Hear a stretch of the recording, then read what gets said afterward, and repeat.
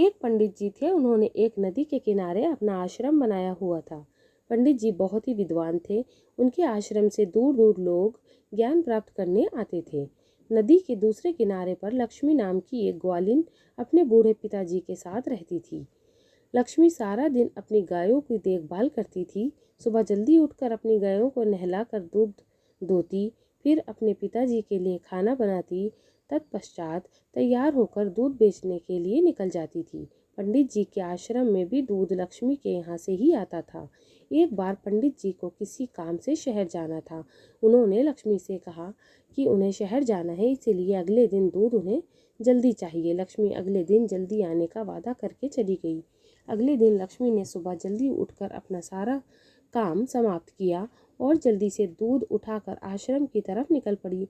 नदी किनारे उसने आकर देखा कि कोई मल्लाह अभी तक नहीं आया था। लक्ष्मी बगैर नाव के नदी कैसे पार करती? फिर क्या था, लक्ष्मी को आश्रम तक पहुंचने में देर हो गई। आश्रम में पंडित जी को जाने के लिए तैयार खड़े थे।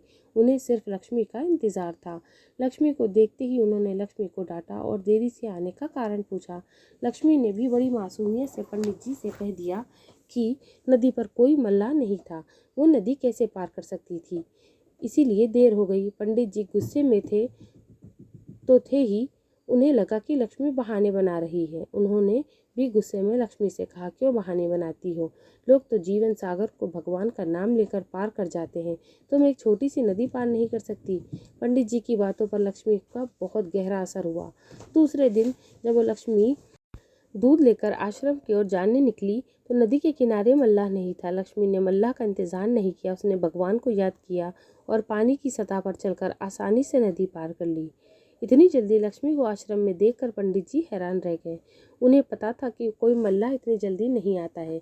उन्होंने लक्ष्मी से पूछा, तुमने आज नदी कैसे पार की? लक्ष्मी ने बड़ी सरलता से कहा, पंडित जी, आपके बताए हुए तरीके से मैंने भगवान का नाम लिया और पानी पर चलकर नदी पार कर ली। पंडित जी को लक्ष्मी की बातों का विश्वास नहीं हुआ। उसने लक्ष्मी से फिर पानी पर चलने के लिए कहा। लक्ष्मी नदी के किनारे गई और उसने भगवान का नाम जपते जपते बड़ी आसानी से नदी पार कर ली। पंडित जी हैरान रह गए।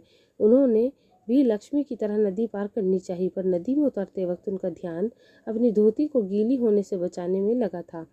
वो पानी पर नहीं चल पाए और धड़ाम से पानी में गिर गए। पंडित जी को गिरते देख लक्ष्मी ने हंसते हुए कहा, आपने तो भगवान का नाम लिया ही नहीं, आपका सारा ध्यान तो अपनी नई धोती को बचाने में लगा हुआ था। पंडित जी को अपनी गलती का एहसास हो गया। उन्हें अपने ज्ञान पर बड़ा अभिमान था, पर अब उन्होंने जान लिया कि भगवान को पाने के लिए किसी भी ज्ञान की ज़रूरत नहीं होती। उसे तो पाने के लिए सिर्फ एक सच्चे मन से याद करने की ज़रूरत है। कहानी में हमें ये बताया है कि अगर सच्चे मन से भगवान को याद किया जाए तो भगवान तुरंत अपने भक्तों की मदद करते हैं। तो कहानी पसंद आई हो तो मेरे चैनल को सब्सक्राइब ज़रूर करें, वीडियो को लाइक करें, कमेंट भी ज़रूर करें।